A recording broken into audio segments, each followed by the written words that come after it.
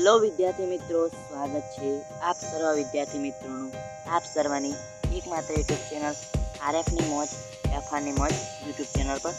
મિત્રો, ચેનલ પર પહેલા પધાર્યા હોય તો એક વિનંતી છે, ચેનલને સબસ્ક્રાઈબ કરો કે ના કરો એ તમારી મરજી, પરંતુ વિડીયો પૂરેપૂરો જોઈ લેજો. મિત્રો, વિડીયોને બનાવવામાં બહુ જ મહેનત લાગે છે, આ બધું ટાઈપ કરવાની હોય છે. ઓકે, એટલા માટે. અને મિત્રો, આપણી ચેનલ પર ધોરણ 6 સામાજિક વિજ્ઞાનની આખી ચોપડીનું સ્વાધ્યાયનું સોલ્યુશન કરી ચૂકેલ છે. અને ધોરણ 6, 7 અને 8 અને 9 ચારેય ધોરણની સામાજિક વિજ્ઞાનની આખી ચોપડી સ્વાધ્યાયનું સોલ્યુશન કરાવવાનું ચાલુ છે. તો ચેનલને સબસ્ક્રાઈબ કરી દેજો, મારા ખ્યાલથી તમારે કામ લાગશે. Okay, let's start. વિડીયો શરૂ કરી દઈએ આપણે. તો સ્ટાર્ટિંગ પહેલા પ્રશ્નથી શરૂ કરીશું. તમને બતાવવાનો છું જવાબો સાથે. પ્રશ્ન નંબર 1 છે, ખાલી જગ્યા પૂરો. એના અંદર પહેલો પ્રશ્ન, મેપા મુંડી ખાલી જગ્યા ભાષાનો શબ્દ છે, તો લેટિન ભાષાનો શબ્દ છે મેપા મુંડી. બીજું, નકશાના મુખ્ય ખાલી જગ્યા અંગો છે, તો નકશાના મુખ્ય 3 અંગો છે. ત્રીજું, સાંસ્કૃતિક નકશામાં ખાલી જગ્યા વિગતો દર્શાવેલ હોય છે, તો માનવ સર્જિત વિગતો દર્શાવેલ હોય છે. આગળ જોઈએ મિત્રો, આગળ જોડકા છે. આગળ પ્રશ્ન નંબર 2, નીચે આપેલ અ વિભાગની વિગતો સામે બ વિભાગની વિગતોને જોડો. એના અંદર પહેલી આકૃતિ છે, એ આકૃતિના અંદર જવાબ આપશે પ્રમાણ સમય રેખા, એટલે કે પ્રમાણ માપ. ઓકે. બીજું, પીઓ લખેલું છે, એટલે કે પોસ્ટ ઓફિસ. ત્રીજું, એક એરો કરેલું છે ને ઉપર ઉ લખેલું છે, ઉત્તર દિશા. ચોથું છે, એના અંદર ડોટ ડોટ કરેલું છે અને એના અંદર જવાબ આવશે બી, આંતરરાષ્ટ્રીય રેખા, આંતરરાષ્ટ્રીય સીમા. ઓકે.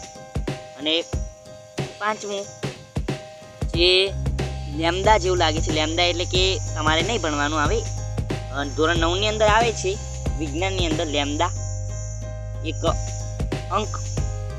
ઓકે. નદી. ઓકે, નદી આવશે એનું. પાંચમું આગળ જોઈએ.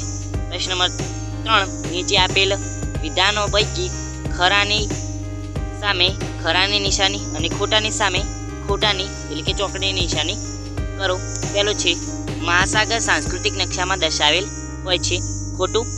બીજું, નકશામાં વનસ્પતિના પ્રદેશ લીલા રંગથી દર્શાવેલ હોય છે, ખરું.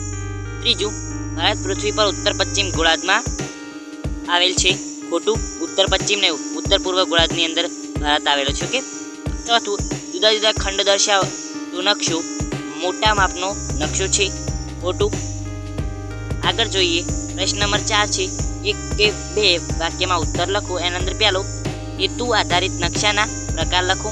હેતુ આધારિત નકશાના મુખ્ય 2 પ્રકાર છે, પ્રાકૃતિક નકશો. બીજું, સાંસ્કૃતિક નકશો. પ્રશ્ન નંબર 2, રૂઢ સંખ્યા એટલે શું? તો નકશામાં જુદી જુદી પ્રાકૃતિક અને સાંસ્કૃતિક વિગતો દર્શાવવા માટે વિશિષ્ટ ચિહ્નો, પ્રાકૃતિક અને સાંસ્કૃતિક વિગતો દર્શાવવા માટે જુદી જુદી ચિહ્નોનો ઉપયોગ થાય છે, વપરાય છે. આવા ચિહ્નોને રૂઢ સંખ્યાઓ કહે છે. આગળ જોઈએ. પ્રશ્ન નંબર 5 છે, ટૂંકમાં ઉત્તર લખો અથવા તો આપો. એના અંદર પહેલું, પ્રાકૃતિક અને સાંસ્કૃતિક નકશા વચ્ચેના તફાવત જણાવો. તો નીચે પ્રમાણે પ્રાકૃતિક અને સાંસ્કૃતિક નકશા વચ્ચેનો તફાવત લખેલો છે. પ્રાકૃતિક નકશો, તેના અંદર પ્રાકૃતિક નકશામાં કુદરત એટલે કે કુદરત નિર્મિત વિગતોનું આલેખન હોય છે. અને બીજો મુદ્દો છે કે આ નકશામાં પર્વતો, ઉચ્ચ પ્રદેશો, મેદાનો, નદીઓ, મહાસાગરો વગેરે પૃથ્વીના પ્રાકૃતિક ભૂમિ સ્વરૂપો દર્શાવવામાં આવે છે. વન્ય પ્રાણીઓ, વનસ્પતિ, જંગલો, ખનિજો વગેરેનું વિવરણ દર્શાવવા નકશાઓ પ્રાકૃતિક નકશાના ભાગ છે. સાંસ્કૃતિક નકશો, એના અંદર પહેલું, સાંસ્કૃતિક નકશામાં માનવ સર્જિત વિગતોનું આલેખન થાય છે. બીજું, આ નકશામાં માનવીની વિવિધ પ્રવૃત્તિઓનો નિર્દેશ કરેલ હોય છે. ઓકે. આગળ જોઈએ. પ્રશ્ન નંબર 2, માપના આધારે નકશાના પ્રકાર જણાવી. નાના માપના નકશાના 2 ઉદાહરણ આપો. માપના આધારે નકશાના નીચે મુજબ પ્રકાર પાડવામાં આવે છે. પહેલું, નાના માપના નકશાઓ અને મોટા માપના નકશાઓ. નાના માપના નકશાઓમાં સમગ્ર પૃથ્વી સપાટી પર વિશાળ વિસ્તારનો મર્યાદિત વિસ્તારમાં દર્શાવવામાં આવે છે. નાના માપના નકશાના 2 ઉદાહરણ, નકશાપોથીના નકશા એટલાસ અને દિવાલે ટાંગવાના નકશા એટલે કે વોલ મેપ્સ. આગળ જોઈએ. પ્રશ્ન નંબર 3 છે, નકશાના મુખ્ય અંગ જણાવી પ્રમાણ માપ વિશે લખો. નકશાના મુખ્ય 3 અંગો છે, દિશા, પ્રમાણ માપ અને રૂઢ સંખ્યાઓ. પહેલું, પ્રમાણ માપ એટલે નકશા પરના કોઈ પણ 2 સ્થળો વચ્ચેનું અંતર અને સપાટી પૃથ્વી સપાટી પરના તે જ સ્થળો વચ્ચે વાસ્તવિક અંતર વચ્ચેનો પ્રમાણ. ઓકે, પ્રમાણ માપ જોઈએ. 1 સેમી બરાબર 100 કિલોમીટર્સ, એટલે કે નકશામાં દર્શાવેલ 1 સેન્ટીમીટર બરાબર પૃથ્વી પરનું વાસ્તવિક અંતર 100 કિલોમીટર છે. ઓકે, આવી રીતે આગળ ઉપર દર્શાવેલ પ્રમાણમાં 0 એટલે કે 0 પર A અને 100 એટલે કે 100 પર B લખ્યું છે. A અને B વચ્ચે એ સેમીનું અંતર છે. આ પ્રમાણ માપના આધારે કહી શકાય કે નકશામાં 2 સ્થળો વચ્ચેનું અંતર 1 સેમીનું અંતર એ જમીન પરના 2 સ્થળો વચ્ચેનું વાસ્તવિક અંતર 100 કિલોમીટર છે. આ રીતે પ્રમાણ માપ દ્વારા જમીન પરનું વાસ્તવિક અંતર જાણી શકાય છે. ઓકે, આગળ પ્રશ્ન નંબર 4. નકશાના આધારે ભારતના સ્થાન વિશે ટૂંકમાં જણાવો. ભારત ઉત્તર પૂર્વ ગોળાર્ધમાં એશિયા ખંડના દક્ષિણ ભાગમાં લગભગ મધ્ય સ્થાને આવેલો દેશ છે અને ભારતના શીર્ષ સ્થાને હિન્દ મહાસાગર અને ઉપર એક કુદરતી દિવાલ રૂપે હિમાલય અને ત્રણેય બાજુ દરિયાથી ઘેરાયેલો છે. હિન્દ મહાસાગર, બંગાળની ખાડી અને અરબ સાગર. ઓકે, તે આશરે 8.4 અને 37.6 ઉત્તર અક્ષાંશ વૃત્તોની વચ્ચે આવેલો છે. 8.4 અને 37.6 ઉત્તર અક્ષાંશ. અને ભારતમાં પશ્ચિમ છેડો 68.7 પૂર્વ રેખાંશ પર અને પૂર્વ છેડો 97.25 પૂર્વ રેખાંશ પર આવે છે. ચોથું, ભારતની લગભગ મધ્યમાંથી કર્કવૃત્ત 23.30 ના ઉત્તર અક્ષાંશ વૃત્ત પર પસાર થાય છે. 23 એકલું લખેલું છે એટલે 23.30 લખી દેજો. ઓકે, આગળ પાંચમું, ભારતના મધ્ય ભાગમાંથી પસાર થતા 82.5 પૂર્વ રેખાંશ વૃત્તના સ્થાનિક સમયને ભારતનો પ્રમાણ સમય ગણવામાં આવે છે અને એ મારા ખ્યાલથી લગભગ 2 કલાકનો અંતર રહે છે. ઓકે, એ જ્યારે ગુજરાતની અંદર 5 વાગ્યા હોય તો ત્યાં 3 વાગ્યા હોય એવું જ છે અરુણાચલ પ્રદેશની અંદર, એટલે પેડ સાઈડ, છત્તીસગઢ પેડ સાઈડ. ઓકે, છઠ્ઠું, ભારત એક વિશાળ દ્વીપકલ્પ છે.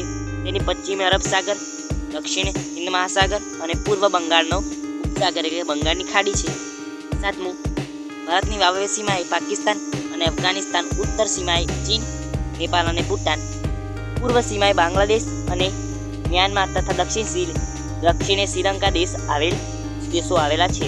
આઠમું, ભારતની ઉત્તરે હિમાલય પર્વતમાળા આવેલી છે, હિમાલયની આખી પર્વતમાળા. છેલ્લો પ્રશ્ન નંબર છે 6. નીચે આપેલ નકશાનું અવલોકન કરી ઉત્તર આપો. એના અંદર પહેલું છે હિમાચલ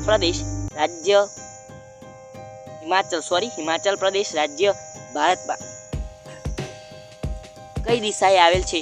મિત્રો, નકશો મેં અહીંયા લગાવેલો નથી, નકશો તમારી ચોપડીની અંદર આપેલો છે, ત્યાંથી તમે જોઈ શકો છો કે હિમાચલ પ્રદેશ રાજ્ય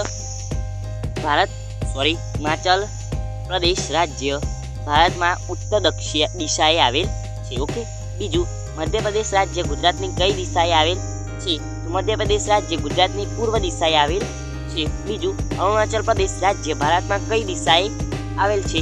જવાબ આવશે અરુણાચલ પ્રદેશ રાજ્ય ઉત્તર પૂર્વ દિશાએ આવેલું છે, અરુણાચલ પ્રદેશ. ઓકે, ચોથું, કેરળ રાજ્યની ઉત્તર દિશાએ કયું રાજ્ય આવેલું છે? જવાબ આવશે કેરળ રાજ્યની ઉત્તર દિશાએ કર્ણાટક રાજ્ય આવેલું છે.